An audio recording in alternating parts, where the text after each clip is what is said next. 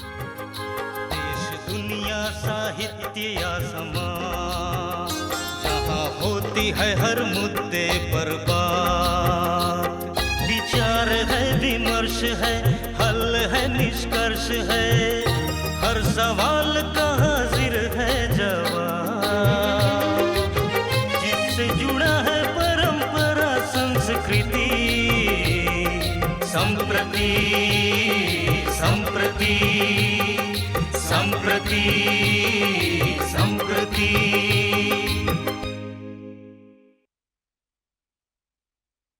दर्शकों नमस्कार। महाकुंभ 2025 की प्रासंगिकता, जी हाँ, इसी विषय पर संप्रति में आज हम चर्चा करेंगे। चर्चा के लिए हमारे पास शहर के प्रख्यात जगन्नाथ मंदिर के पुरोहित जी श्री विपिन कुमार उपाध्याय मौजूद हैं। आज हम महाकुंभ के विषय में इनसे बहुत सारी जानकारियाँ हासिल करेंगे। बाबा बहुत नमस्कार, आपका बहुत अभिवादन। जय जय जगन्नाथ। जय जगन्नाथ। बाबा, महाकुंभ मेला जो है, जो 12 वर्षों में लगता है जी, इसकी क्या विशेषता है? सर मुझे इसको समझना पड़ेगा कि ये कुंभ है क्या। हाँ हाँ तो कुंभ जो है कलश को कहते हैं जी, या पानी के घड़े को कहते हैं। तो इसका वृतांत जो है वेदों में वर्णित है कि जब देवासुर संग्राम हुआ तो उसके बाद जो है दुर्वासा मुनि एक बार जो है बहुत अच्छा बना करके पुष्प की माला जो है इंद्र भगवान को देने के लिए गए।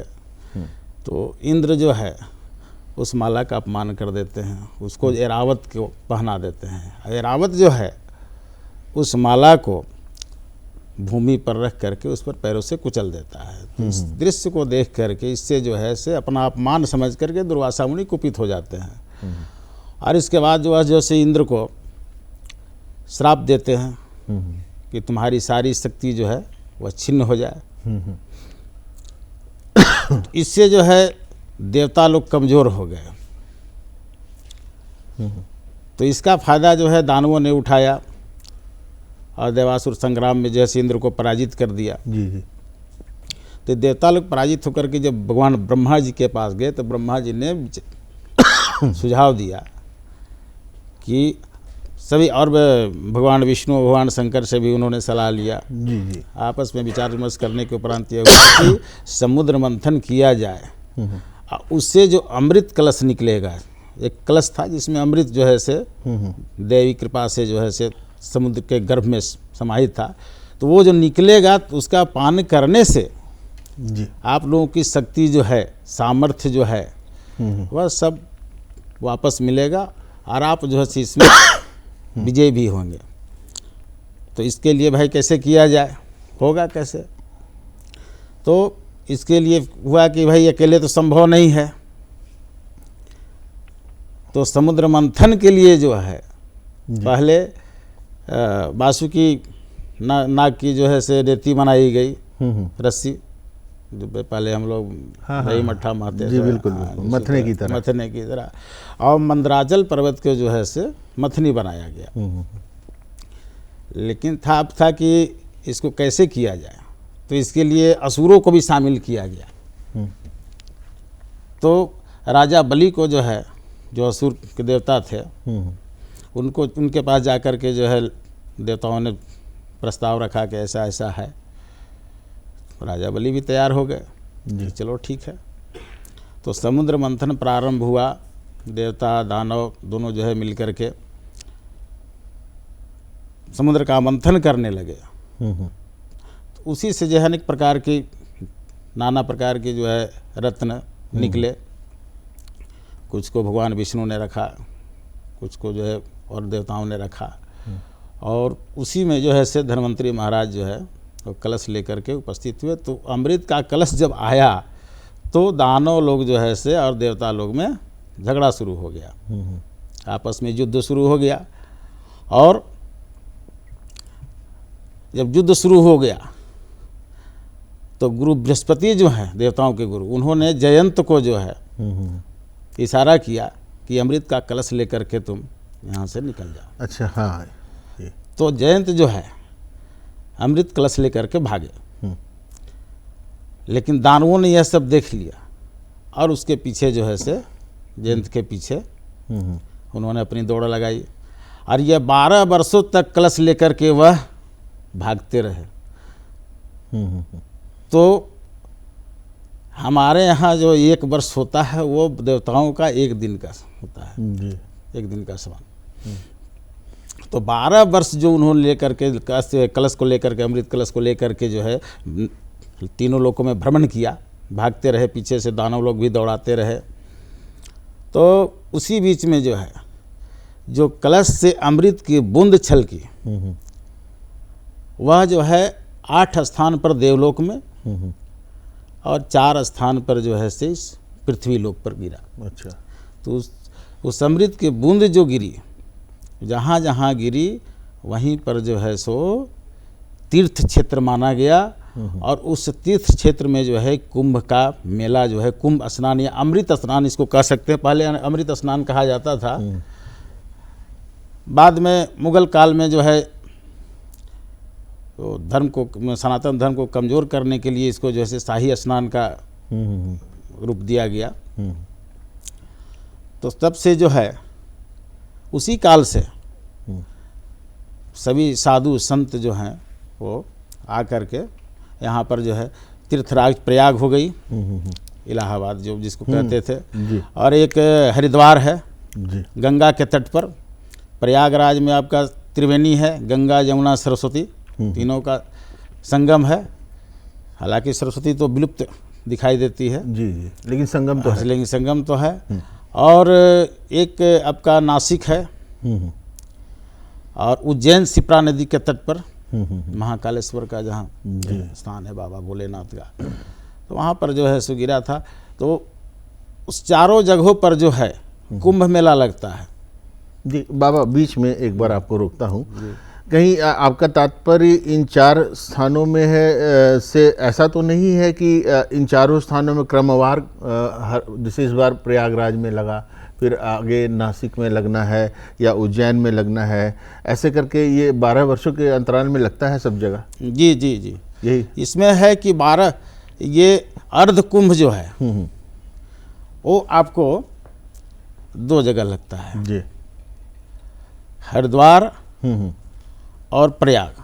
जी पूर्ण कुंभ जो है जी वो 4 स्थान पर लगता है। जी, तो 12 वर्ष के मध्य में ही जो है इनका, तो इसको आप 3-3 साल का काल में आप बांट सकते हैं, जो कुंभ मेला जिसको बोलते हैं। जी, हाँ, कुंभ क्षेत्र जिसको बोला जाता है, कुंभ मेला, कुंभ पर्व, तो वो जो है सो, तो ये 12 वर्ष में जो है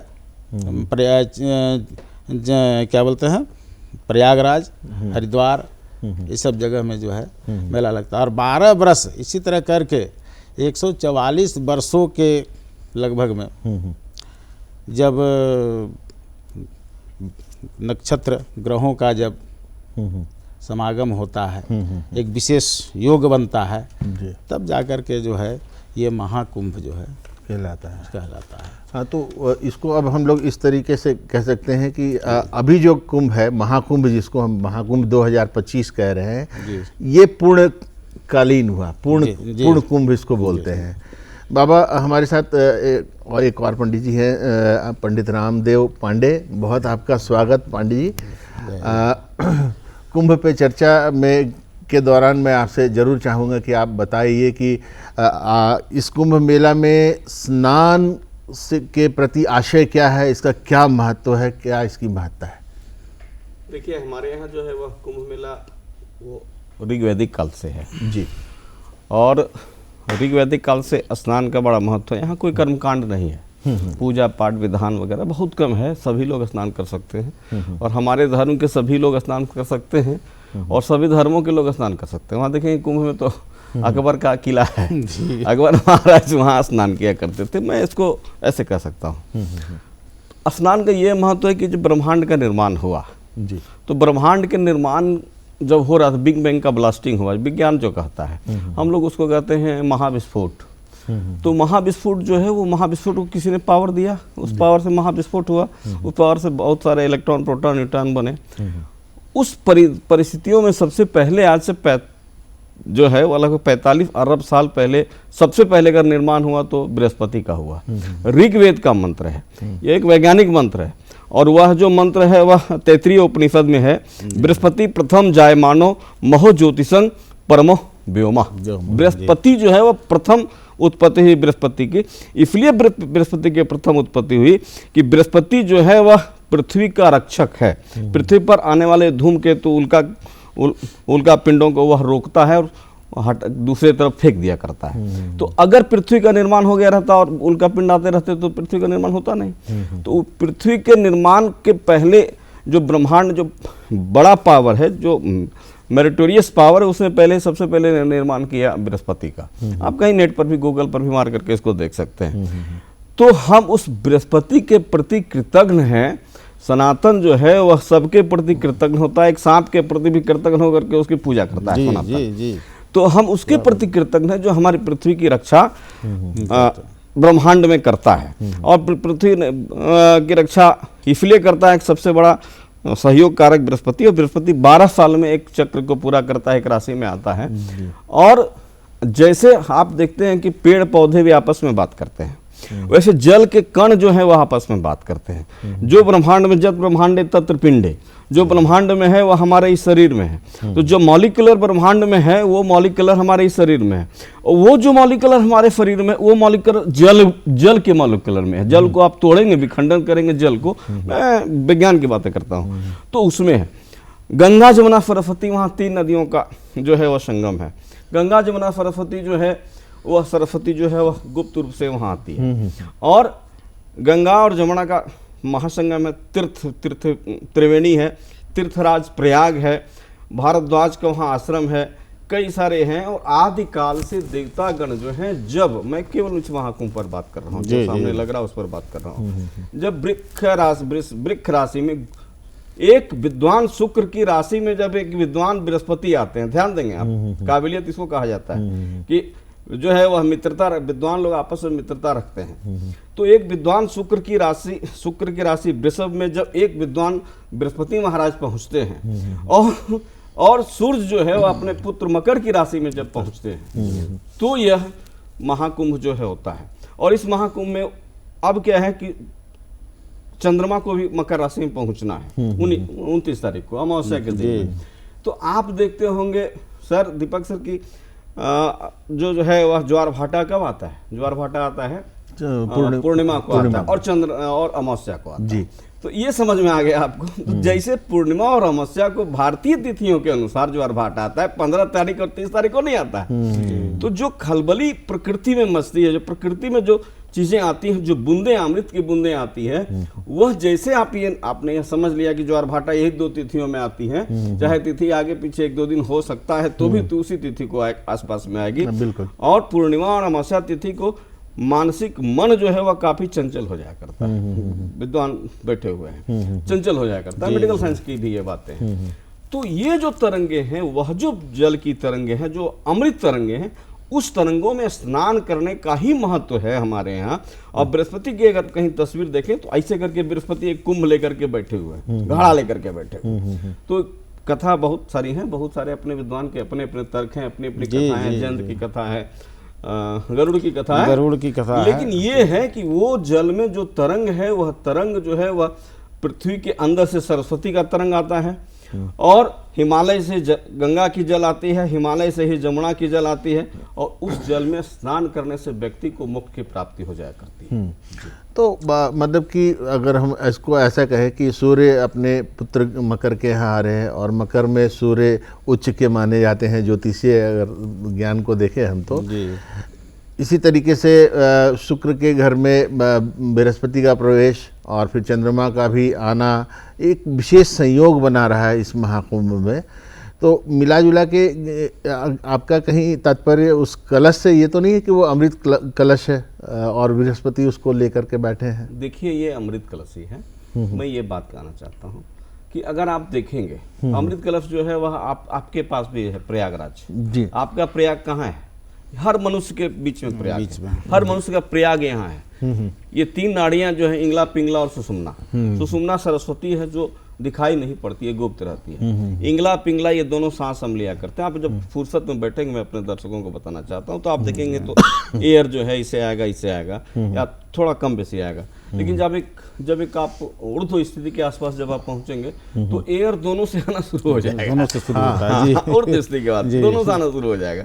तो वो जो जल है वहाँ, अगर आप जल को देखेंगे तो जल का रंग भी अलग अलग है। जमुना का जल जो है वो थोड़ा श्यामल जल है, गंगा का जल जो है वो ज्यादा स्वच्छ जल है, और वो दोनों जल आपस में मिलते हैं। और दोनों जल जो है वो गंगा और जमुना कई हजार किलोमीटर से चल कर जड़ी बूटियां लेकर के आती हैं, जो हमारे हिमालय की जड़ी बूटियां हैं। और उसका है कि जल का धारा उसमें तो देखिए तो वो मटमैला दिखाई देगा। तो वो जो है जल की जो धारा है उसमें हमारे आदिकाल से आज कुछ समस्याएं आई हैं कि आज नलों को खोल दिया गया है गंगा जमुना में। हम आदिकाल की बात करते हैं तो वो जो औषधीय जल को लेकर के गंगा और जमुना में हमारा जल आता है हिमालय से, वह जल जब यहाँ पहुँचता है कुंभ में तो वह वैसे भी पवित्र है। आज भी उसका जो है पीएच मान 7 से ऊपर है। गंगा के जल का पीएच मान खराब नहीं होता, आज भी खराब नहीं होता है, इतने दूषित होने के बावजूद भी खराब नहीं होता है। और अब वह कुंभ क्या है, तो मैंने पहले कहा जत्र ब्रह्मांडे तत्पिंडे, यह शरीर जो है कुंभ की तरह है। यह इसमें बहुत सारे चीज भरे हुए हैं। अब लौकिक शरीर में हम हाड मांस भरा हुआ है, परमार्थिक शरीर में पूरे ब्रह्मांड हमारे इस शरीर में भरा हुआ है। तो यह जो परमार्थिक शरीर के रूप में जो हमारा कुंभ है, इस कुंभ का मिलन हम उस कुंभ से कराते हैं जो बृहस्पति का कुंभ है, महाराज बृहस्पति का कुंभ है। और बृहस्पति ही इसके सबसे मुख्य देवता, ग्रह या देवता माने जाते हैं। बृहस्पति का कथन है भगवान विष्णु, हम लोग पूजा में भगवान विष्णु को मानते हैं, केला की पूजा करते हैं हम लोग और सब पूजा करते हैं। तो विष्णु जो है उस पृथ्वी का रक्षक है। बृहस्पति जो है वह कैसे रक्षक, मैंने वैज्ञानिक तरीके से बात आपके पास रखा। और यह जो महाकुंभ है उसमें मोक्ष, मैंने इसलिए कहा कि कुंभ है, आपको 1 मिनट के लिए अगर कोई खुशी पैदा करे आपके जीवन में तो आपको अच्छा लगेगा कि नहीं लगेगा। तो जो हमको 1 मिनट के लिए स्नान करने से जो खुशी पैदा होती है वही हमारी मोक्ष है। मोक्ष का मतलब नहीं है कि फिर मर जाना, जन्म नहीं लेना, मैं उसको उधर नहीं जाना चाहता हूँ। मैं चाहता हूँ इस प्रकृति जीवन में जैसे हमको पश्चाताप हो गया कि मैंने पाप किया था, उसको मैंने गंगा में आकर के धो लिया, और हमको ये जैसे फीलिंग हो गया, कोई भी पाप हो सकता है, मेरे अंतःकरण से पाप का नाश हो गया, अपने शुद्धि हो गई। अंतःकरण की शुद्धि जब आपकी हो जाएगी तो समझे कि आपको उस टाइम तक के लिए मोक्ष की प्राप्ति हो सकती है। बहुत बढ़िया। पंडित उपाध्याय, आपसे मैं ये जानना चाह रहा था कि मिला जुला करके हमने ये समझ लिया कि हमारा शरीर जो है वो भी ब्रह्मांड है जी, उसी का एक अंश है, उसके अंदर वो समाहित है। लेकिन क्या साधुओं का स्नान पहले, जिसको आपने कहा कि शाही स्नान बोल दिया गया, तो वो स्नान और एक आम स्नान, जो मैं एक आम जनता हूँ और मैं स्नान कर रहा हूँ, दोनों में क्या कोई भिन्नता है, या बस करोड़ों की संख्या में लोग आ रहे हैं, समागम हो रहा है और लोग स्नान कर रहे हैं? साधु जो स्नान कर रहे हैं क्या वो हमसे भिन्न है? नहीं, ऐसा नहीं है, वो केवल भ्रांति मात्र है। ये उनको प्रतिष्ठा, उनको सम्मान देने के लिए ऐसा किया जाता है। आज नहीं, राजे महाराजे के समय से ही जो है उन्होंने, जैसे नागा साधु हो गए, सबसे प्रथम स्नान उनका होता है। तो राजा हर्षवर्धन के समय से ही जो है, क्योंकि नागा लोग जो है जब आक्रमणकारी आते थे, आतताई लोग आक्रमण करते थे, दुष्ट दुराचारी पापी लोग, तो उस समय जो है इन नागा साधुओं ने बहुत बड़ी मदद की। ये शास्त्र और शस्त्र दोनों में निपुण है, इनको ऐसा किया जाता है, इनका तप जो है ऐसा रहता है। तो समय समय पर इन्होंने इस सनातन धर्म के लिए, इस भारतवर्ष की रक्षा के लिए जो है मदद किया है। तो इसलिए जो है उनको प्रथम स्थान दिया गया। इसके बाद और भी अखाड़े हैं, लगभग अभी तो 13 अखाड़े हैं, है ना। तो सबका अपने वरीयता के हिसाब से जो है उनका, लेकिन ऐसा नहीं है कि आम पब्लिक भी उसी जिस समय उधर, जैसे स्नान अभी देखे होंगे आप, तो बहुत सोशल मीडिया पर आ रहा है कि उधर शाही स्नान चल रहा है या अमृत स्नान चल रहा है, नागा साधु लोग स्नान कर रहे हैं, इधर भक्त लोग, आम भक्त लोग भी स्नान कर रहे हैं। कहीं कोई भेदभाव नहीं है, चाहे वो किसी भी वर्ग का हो, किसी भी धर्म का हो। पंडित जी, हमारे सनातन धर्म में तो और भी मतभेद की बात ही नहीं है जी, कोई भेद नहीं है। पंडित जी रामदेव बाबा, आप बताइए, नागा साधुओं की जब बात छिड़ी है, तो इनका कोई रहस्य, ये कहाँ से आते हैं, कहाँ चले जाते हैं, इनका इतना महात्म्य क्यों है, महाकुंभ में कैसे इनके दर्शन हो पाते हैं, इसके बारे में विस्तार पूर्वक। दीपक जी, मेरे जो बाल्यकाल थी उन साधुओं के बीच बीता। हाँ हाँ कभी कभी लगता था कि हम भी साधु बन जाएं, अभी भी कभी कभी लगता है। एक रहस्यमय तो है। और अगर आप देखें कि ये नागा साधु जो हैं, इनका जो कष्ट है, आप इनके कष्ट को देखें। हम भौतिक जीवन में पत्नी पाना चाहते हैं, पति पाना चाहते हैं, धन चाहते हैं, पुत्र चाहते हैं, पौत्र चाहते हैं, और अपनी ऐफर्ज और सुख चाहते हैं। वो क्या चाहते हैं? वो जो है वह राम रमनते राम, वह राम में रमे रहते हैं, नाम जप करते हैं। वो कोई ज़्यादा कुछ नहीं करते हैं, अपने अपने क्रिया सब कोई करते हैं, मैं ये नहीं कर रहा हूँ। नाम जप उनका जो है वह मुख्य है।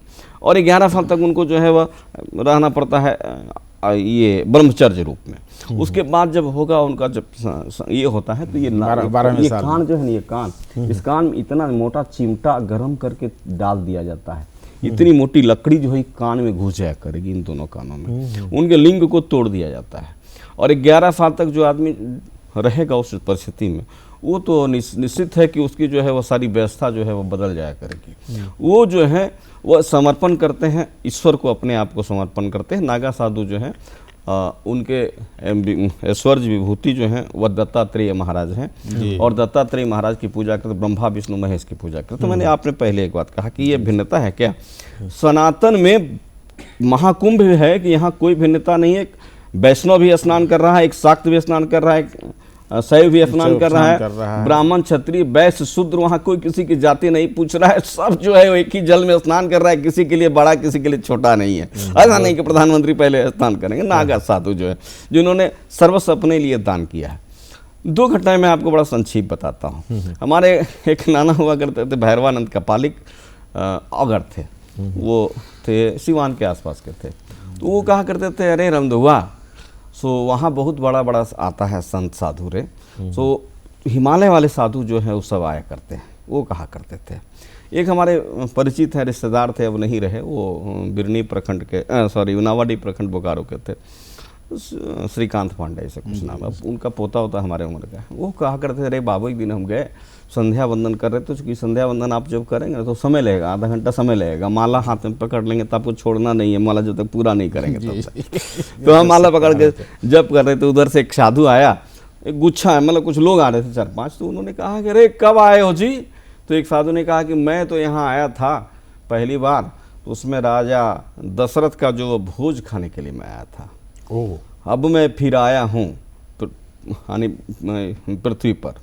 तो कहने का मतलब है, आप अंदाजा लगे, राजा दशरथ का भोज, कलयुग द्वापर 8 लाख कुछ हजार वर्ष बीत गया, कलयुग कुछ बीत गया, फिर त्रेता भी कुछ बीता होगा। इतने दिनों तक नागा साधु जो है वह जीवित रहते हैं। नागा साधु जो है वह हिमालय की कंदरा में रहते हैं। नागा साधु गिरनार की कंदरा गुजरात में, सौराष्ट्र में रहते हैं। नागा साधु जो है वह विंध्याचल की कंदरा में रहते हैं। नागा साधु जो है जो कहीं है, आप ओंकारेश्वर की कंदरा में रहते हैं। अब आप कहें कि वो कैसे जीवित रहते हैं इतने दिनों तक? वो अपने आप को जो है वह श्वास की गति को बाहर करके और अन्य शरीर में डाल लिया करते हैं। आपको पता होगा दीपक जी, बड़ी अच्छी बात मैं कह रहा हूँ, हम झारखंड से हैं इसलिए, और झारखंड में चल रहा है। आपने सुना होगा नाम इनका देवराहा बाबा का। देवराहा बाबा के पब्लिक डोमेन में ये बात है, मैं ये कह रहा हूँ। देवराहा बाबा पालकोट राज्य में, पालकोट राज्य रांची से 150 किलोमीटर पर है, शाहदेव फैमिली का राज्य है वो। पालकोट राज्य में 300 साल पहले देवराहा बाबा ने अपना जो है वह अपना जो है वह शरीर निकाल करके और दूसरे शरीर में जो है वह शरीर डाला था। तो ऐसे कई संत हैं। बीच के काल में भी हमको कई संतों से मुलाकात हुई इस तरह की, लेकिन मैं वो चमत्कार नहीं देखा। मैं ये नहीं कर रहा हूँ, किस चमत्कार की मैं बात नहीं करता हूँ। तो जो है वह संत जो हैं, उनके पास जब आप प्रकृति के करीब जाएंगे, जब प्रकृति से सटेंगे आप, तो प्रकृति आपकी सब काम करेगी। और प्रकृति जब आप करेगी तो 100 साल तक, 5000 साल, 50,000 साल, 1 लाख तक जीने के लिए तो कोई दिक्कत नहीं। जो गीता ने कहा है कि हमारा जो शरीर है वो अमर है, आत्मा जो है आत्मा जो है वो अमर है। तो जब आत्मा अमर है, अनादिकाल से कई अरब साल हो गए हमारे आत्मा को, सबके आत्मा को, आपकी आत्मा को, सबके आत्मा को, तो जब आत्मा अमर है तो शरीर का ट्रांसफॉर्मेशन जी, हो रहा है। शरीर नाशवान तो होता शरीर है। को ट्रांसफर किए और जीवित रह गए। उनकी मेमोरी बची हुई है बची हजारों हुई है। करोड़ों साल की। हमारी मेमोरी 50 साल में, 20 साल में, एक जन्म के बाद खत्म हो जाया करती। क्या बात है। और मेरा सौभाग्य कि पंडित जी मेरा जन्म भी पालकोट में हुआ है। अब बात करते हैं बाबा, आपसे बात करनी है कि बाबा आप कभी महाकुंभ गए हैं, और गए हैं तो क्या आपका अपना अनुभव रहा, जी, अगर जाना हुआ तो? ये अर्ध कुंभ लगा था हाँ हाँ। कुछ दिन पहले, तो उस समय हम गए थे। माता जी को लेकर के गए थे, सासू माँ को लेकर के गए थे।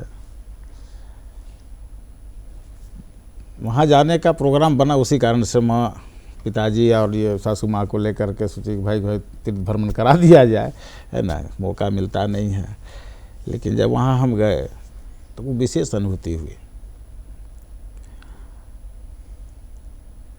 वहाँ का वातावरण माने लग रहा था कोई तपोस्थली है, और उसमें कहीं किसी पर हाल इतनी भीड़ है, इसके बावजूद भी माने अजब तरह का वहाँ तरंग जो है वातावरण में हाँ, फैल रहा है। समय की थोड़ी कमी है, समय हमें इजाज़त नहीं देता है इसे ज़्यादा बात करने की, लेकिन फिर भी हम आपसे बात करते रहेंगे। महाकुंभ अभी चलता रहेगा, चर्चाएं ही चलती रहेंगी। दर्शकों, आप हमारा कार्यक्रम देखते रहें, हमें प्यार देते रहें। फिलहाल हमें दीजिए इजाज़त। नमस्कार। नमस्कार।